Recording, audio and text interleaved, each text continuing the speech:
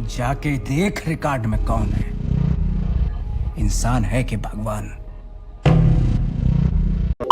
तो भाई IMDb ने रेटिंग के अकॉर्डिंग अब तक की सबसे हाईएस्ट रेटेड इंडियन वेब सीरीजेस की लिस्ट निकाल दी है, जिसमें इन्होंने सारी की सारी टॉप क्लास बोलो क्लास वाली वेब सीरीजेस इंक्लूड की है। मतलब इसमें से एक भी वेब सीरीज ऐसी नहीं है जो मैंने नहीं देखी। और हाँ, नंबर 2 पर जो वेब सीरीज है वो मेरी सबसे फेवरेट वेब सीरीज में से एक है। और नंबर 9 पर एक ऐसी वेब सीरीज है जो मैं आपको बिल्कुल भी रेकमेंड नहीं करूंगा देखने के लिए। अब ऐसा क्यों, तो चलिए जानते हैं इस वीडियो में। एक ऐसी लेडी को DCP वर्तिका चतुर्वेदी की कहानी जो एक स्पेशल केस को ऐसे लेती है जैसे वो उसकी खुद की लड़ाई हो। मैं बात कर रहा हूँ निर्भया कांड पर बेस्ड 4 साल पहले नेटफ्लिक्स की सीरीज दिल्ली क्राइम की। वैसे जब इस सीरीज की ट्रेलर आती है तो उसके आधे से ज्यादा डायलॉग्स अंग्रेजी में होते हैं। Madam sir, I'm not sure if I'm... You can.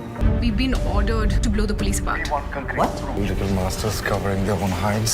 एक बार के लिए तो मैं कंफ्यूज हो जाता हूँ ये सीरीज हिंदी में होगी या इंग्लिश में। इस सीरीज में लीड रोल में होती हैं अपनी DCP वर्तिका चतुर्वेदी यानी सैफाली सा, जो कि दिल्ली में अपने बेहतरीन काम के लिए काफी फेमस होती है। और फिर आते हैं उनके सबसे करीबी और ट्रस्टवर्दी कॉप गुड्डू और बबलू के पापा यानी भूपेंद्र यानी अपने राजेश तेले, और मिर्जापुर की एक और कलाकार अपनी रसिका दुग्गल, जो कि हमें टीना के कैरेक्टर में दिखाई देती है और ये अपनी फेमस DCP वर्तिका जी की फैन होती है। पहली बार ये सीरीज हमें पुलिस वालों की लाइफ को काफी नजदीकी से रूबरू करवाती है और उनके लाइफ के सारे चैलेंजेस के बावजूद वो अपनी ड्यूटी कैसे करते हैं ये सब बारीकी से दिखाती है। सीरीज के स्टार कास्ट काफी वेटरन होते हैं और ये सीरीज अपने पूरे 7 एपिसोड्स में ऑडियंस का ध्यान कभी भी इधर से उधर नहीं होने देती। वैसे IMDb पर 25,000 से ज्यादा लोगों ने 8.5 की रेटिंग दी है और ये सीरीज मैंने देख रखी है। इस सीरीज के ऑलमोस्ट 7 एपिसोड्स हैं और सब के सब ऑलमोस्ट 1 घंटे के हैं। और इस सीरीज के माई बाप मतलब डायरेक्टर और राइटर रिची मेहता ने अपनी जिंदगी के 6 साल लगा दिए थे इस वेब सीरीज को लिखने में। और उन्होंने कई सारे जर्नलिस्ट, पुलिस ऑफिसर्स, डॉक्टर से बातचीत की और इसलिए इस सीरीज को international Emmy award for best drama series भी मिला था।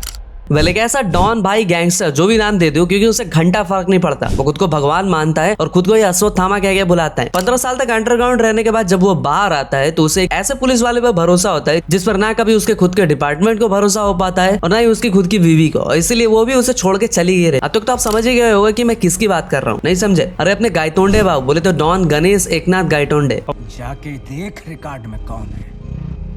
जिसके बाहर आने के बाद पूरी मुंबई के पॉलिटिशियन से लेकर पुलिस वाले, ब्यूरोक्रेट सबकी फटी पड़ी रहती है। लेकिन गायतोंडे सिर्फ सरताज पर भरोसा करता है क्योंकि उसके बावजूद उसे भले मानुस लगते थे और वो उसे बताता है कि अगले 25 दिन में पूरी मुंबई को अगर बचा सकते हो तो बचा लो। वेल नेटफ्लिक्स की सीरीज को IMDb पर 91,000 से ज्यादा लोगों ने 8.5 की रेटिंग दी थी और हाँ, मैंने भी 3 बार देख रखी है। वेल इसके पहले सीजन के 8 पार्ट्स होते हैं और कुछ इंटरेस्टिंग सा बताऊं, इस सीरीज के दरअसल 2 डायरेक्टर होते हैं, एक अपने अनुराग कश्यप तो दूसरे विक्रमादित्य मोटवानी। और जहाँ नवाजुद्दीन के कैरेक्टर गायतोंडे का डायरेक्शन खुद अनुराग कश्यप ने किया था, तो सरताज यानी सैफ का डायरेक्शन विक्रमादित्य ने। और वैसे तो ये 900 पेजेस की विक्रम चंद्रा की नोवेल सेक्रेट गेम पर बेस्ड थी, लेकिन इसमें काफी ज्यादा चेंजेस भी किए गए थे। जैसे राधिका आप्टे का अंजलि माथुर का रॉ ऑफिसर का रोल बुक में काफी लिमिटेड था, लेकिन सीरीज में से काफी जगह दी गई थी। मुंबई का डॉन ईसा, गायतोंडे का प्यार कुक्कू और उसका जादू, गायतोंडे की पत्नी सुभद्रा, बंटी, सरताज, गोटीचोर आदि। मतलब ये सीरीज काफी कैरेक्टर्स को साथ लाती है और सबका एक स्ट्रॉन्ग बैकग्राउंड भी होता है। एक्शन, ड्रामा, न्यूडिटी, विशुद्ध गाली गलौज से भरपूर इस सीरीज ने ना सिर्फ इसके कैरेक्टर्स को पहचान दिलाई बल्कि नेटफ्लिक्स को भी इंडियन ऑडियंस में काफी फेमस कर दिया। लेकिन फिर भी सीजन 1 और 2 के बाद नेटफ्लिक्स ने सीजन 3 पर ताला लगा दिया। अब ऐसा क्यों?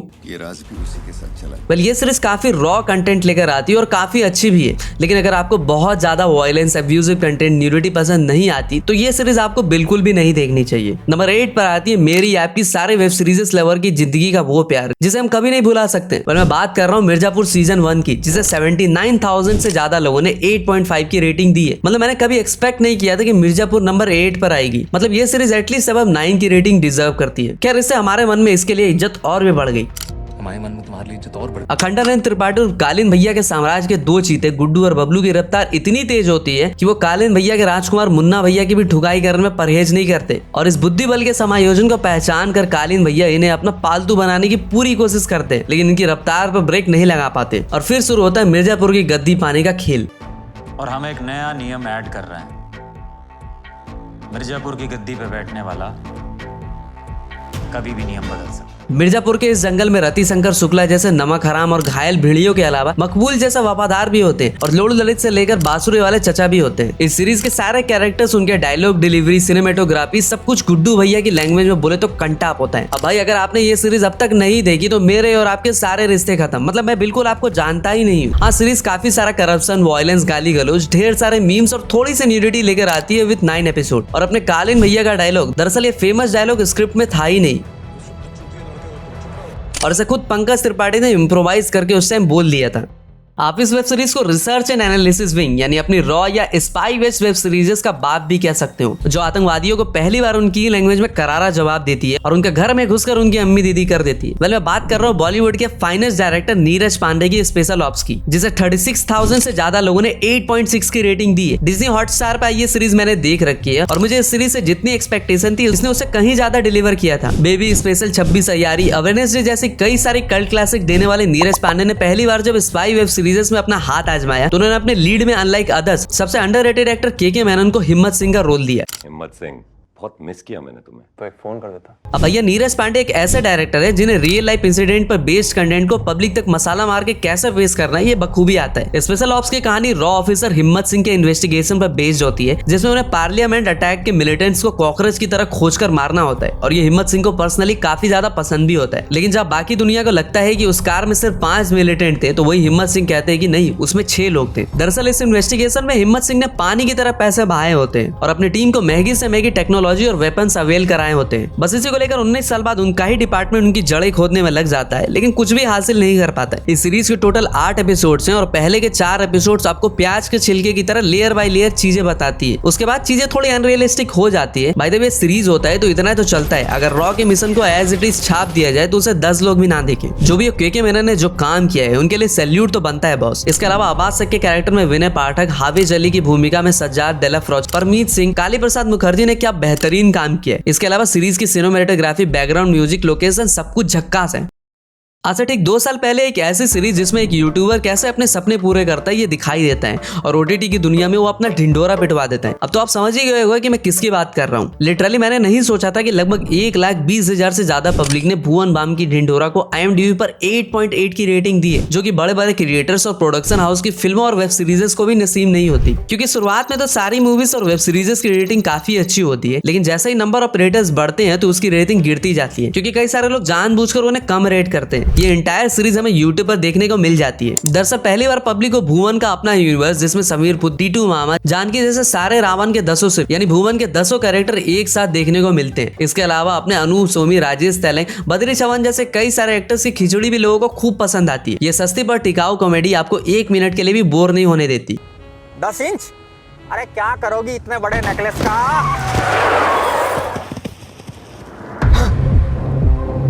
अरे बाप रे जीजा जी, चल भाग टीटू। इस सीरीज के 8 एपिसोड है, लेकिन सब के सब 15-20 मिनट वाली है, जो आपका ज्यादा टाइम बिल्कुल भी नहीं लेती। हाँ, लास्ट के 1-2 एपिसोड और भी बेहतर हो सकते थे, लेकिन अगर आप भुवन और उसके छोटे से यूनिवर्स के फैन हो तो इसकी स्टोरी आपको नमक की तरह खुद में घोल लेती है और आप पूरा सीरीज देखने के बाद ही रुकते हो। वैसे जो भी है सीरीज की वो छोटे छोटे गाली वाले पंच, दिल्ली की ओरिजिनल वाइब्स और अपने भुवन की मेहनत को पब्लिक ने काफी अप्रिशिएट किया और इसीलिए लगभग 1,20,000 से ज्यादा लोगों ने इसे IMDb पर वोट किया और इसीलिए मुंबई डायरीज, कैंपर डायरीज और इवन फैमिली मैन जैसे सुपरहिट सीरीज को पीछे छोड़कर नंबर 6 पर आ गई। क्या बात कर रहे हैं बाबा। नंबर 5 पर आती है वेब सीरीज की दुनिया का वो अकेला सितारा, जब वो चमकता है तो बाकी स्टार्स की साइन फीकी पड़ जाती है। ये सीरीज हमें कॉमेडी, ड्रामा, इमोशंस के जरिए काफी सारा लेसन्स दे जाती है। मैं बात कर रहा हूँ पंचायत की, जिसे 80,000 से ज्यादा लोगों ने 8.9 की रेटिंग दी है। पहले ये सीरीज अपने व्यूअर्स को टेलीपोर्ट करके फुलेरा गाँव ले जाती है, जहाँ हमें सचिव जी, विकास, प्रहलाद जैसे गाँव के उन कैरेक्टर से मिलवाती है जो आज भी हमें अपने गाँव में देखने को मिल जाते हैं। महज 20,000 की सैलरी पर काम करने वाली अभिषेक यानी सचिव जी को यह नौकरी बिल्कुल भी पसंद नहीं होती। 20,000 रुपए सैलरी है, गांव में पोस्टिंग है, गांव का नाम फुलेरा है, क्योंकि उन्हें तो कैट की प्रिपरेशन करके MBA निकालना होता है, लेकिन बेचारे को कोई जॉब ना मिलने की वजह से सचिव की नौकरी करनी पड़ती है और गांव के सारे मामलों में उन्हें भी घसीटा जाता है और बेचारे के चक्के वाली कुर्सी की पन्नी भी फाड़ दी जाती है। इस सीरीज के 8 एपिसोड हैं और सबके सब 30 से 35 मिनट के। इस सीरीज ने अमेजॉन की डिमांड इंडिया में काफी ज्यादा बढ़ा दी थी। सीरीज का डायरेक्शन, कैमरा वर्क, डायलॉग्स काफी जबरदस्त है और नीना गुप्ता, जितेंद्र कुमार, रघुवीर यादव जैसे मंजे हुए एक्टर्स के अलावा आसिफ खान, चंदन रॉय, फैजल मलिक जैसे एक्टर्स ने भी क्या जबरदस्त काम किया है। आपने शायद ही नोटिस किया होगा, लेकिन पंचायत भी दूरदर्शन के मालगुडी डेज, तेनाली रामास्वामी जैसे शोज की थीम को फॉलो करती है, जो हमें रूरल इंडिया की सिंपल लेकिन ह्यूमर से भरपूर कहानियां दिखाती थी। नंबर 4 पर Indian education system, specially coaching scandals का काला सच और उसके बीच पिस रहे स्टूडेंट्स और उनके पेरेंट्स की कहानी कोटा फैक्ट्री होती है, जिसे 78,000 से ज्यादा लोगों ने 9 की रेटिंग दी है। ब्लैक एंड व्हाइट थीम पर बेस्ड ये सीरीज में IIT JEE की प्रिपरेशन कर रहे स्टूडेंट्स की कलरलेस, बोरिंग और डिप्रेसिंग लाइफ से रूबरू करवाती है, जहां इन स्टूडेंट्स के द्रोणाचार्य होते हैं जूतू भैया, जो स्टूडेंट्स के लिए ना सिर्फ टीचर बल्कि एक मेंटर, गुरु, बड़े भाई सब कुछ होते हैं। वैसे इंडिया में तो तो फ्री में सबसे बेहतर कंटेंट दिखाने वाले टीवी अपने एक से बढ़कर एक वेब सीरीजेस दी हैं, लेकिन कोटा फैक्ट्री एक ऐसा जेम है जिसे शायद वो भी दोबारा ना बना पाए। और इसी से इंप्रेस होकर 2021 में नेटफ्लिक्स जैसे जायंट ने इसके दूसरे पार्ट को खरीद लिया था। सीरीज के लीड में वैभव पांडे, बाल मुकुंद मीना, वर्तिका रतावत, मीनल परेख जैसे कई सारे टीनेजर कैरेक्टर होते हैं जो कि रियल लाइफ में भी हमें स्कूल्स में देखने को मिल जाते हैं। सीरीज माहेश्वरी क्लासेस जैसे जायंट कोचिंग सेंटर्स की मनमानी को बखूबी दिखाता है। शायद ही आपको पता होगा, लेकिन अपने जितेंद्र कुमार रियल लाइफ में भी एक एक्स IITian है और उन्होंने IIT खड़गपुर से ग्रेजुएट किया है और अपने एक्टिंग करियर के शुरुआती दिनों में ये IIT एस्पिरेंट्स को फिजिक्स भी पढ़ाया करते थे। और इस शो के क्रिएटर सौरभ खन्ना खुद कोटा में पढ़ चुके हैं और इसीलिए इन सब ने मिलकर इतना बेहतर कंटेंट ऑडियंस को प्रेजेंट किया। फिर आती है गुल्लक और इवन NCR डेज जैसे मास्टरपीस सीरीज को मात देकर 70,000 से ज्यादा वोट से 9.1 की रेटिंग वाली TVF की एक और सीरीज पिक्चर्स। भाई इंडिया में आज भी स्टार्टअप करने वालों की वैसे ही लोग खूब खिल्ली उड़ाते हैं क्योंकि खुद के पेरेंट्स से लेकर सोसाइटी का यही माइंडसेट होता है। तो बाहर निकलने के लिए मैं सिर्फ 3 रास्ते सोचते हैं, MBA, IAS या फिर स्टार्टअप। ये सीरीज हमें अपनी अच्छी खासी नौकरी को लात मारकर स्टार्टअप के दलदल में फंसे 4 लोगों की जर्नी में कितने कांटे और पत्थर आते हैं उससे रूबरू कराती है। और ये सीरीज हमें बिल्कुल रॉ कंटेंट प्रोवाइड करती है। इस सीरीज के लीड में होते हैं नवीन, उसका डेवलपर दोस्त जितेंद्र जिसके अपने बाप से उतनी ही पड़ती है जितनी लॉरेंस से सलमान भाई की और सलमान भाई से कल्लू और रस्ते पे सोए लोगों की।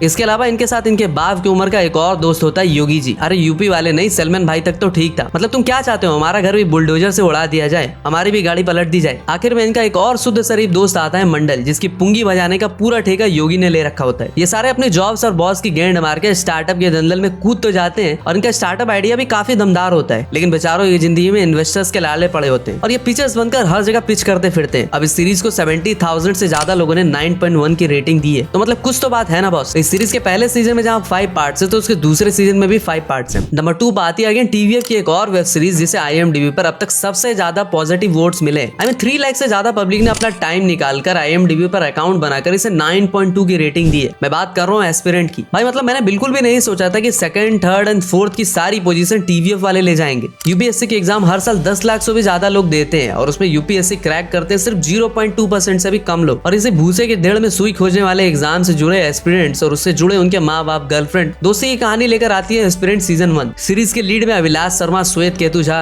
गुरु संदीप भैया, धैर्य जैसे रियलिस्टिक कैरेक्टर्स 1 मिनट के लिए भी फील नहीं होने देते कि भाई हम कोई सीरीज देख रहे हैं। और इवन संदीप भैया जैसे कैरेक्टर्स के ऊपर तो इन्हें एक डेडिकेटेड वेब सीरीज तक बनानी पड़ गई थी। सीरीज की दमदार टॉपिक एंड स्टोरी के साथ साथ इसके वेटरन स्टार कास्ट और भौकाली प्रेजेंटेशन ऑडियंस का पूरा अटेंशन अपनी ओर खींच लेते हैं। अगर आपने आज तक ये सीरीज नहीं देखी तो आप इतना समझ लो कि आपने एक वर्ल्ड क्लास कंटेंट मिस किया है। यूट्यूब पर आई इस वेब सीरीज ने बड़े बड़े OTT प्लेटफॉर्म्स को पानी पिला दिया था और उसके एक एपिसोड पर 50 मिलियन से ज्यादा व्यूज हैं। डायरेक्टर अपूर्व सिंह को इस सीरीज के लिए काफी अप्रिशिएट किया गया था। IMDb के अकॉर्डिंग नंबर 1 पर आती है वो वेब सीरीज जिससे इन्फ्लुएंस्ड होकर कई सारे लोगों ने अपने डीमेट अकाउंट खुलवा लिए थे। रियल लाइफ इंसिडेंट पर बेस्ड ये सीरीज अपनी स्टोरी से भी ज्यादा अपने बोल्ड डायलॉग्स के लिए फेमस हुई थी। भाई डायलॉग बाजी ठीक है लेकिन इसमें बहुत रिस्क है।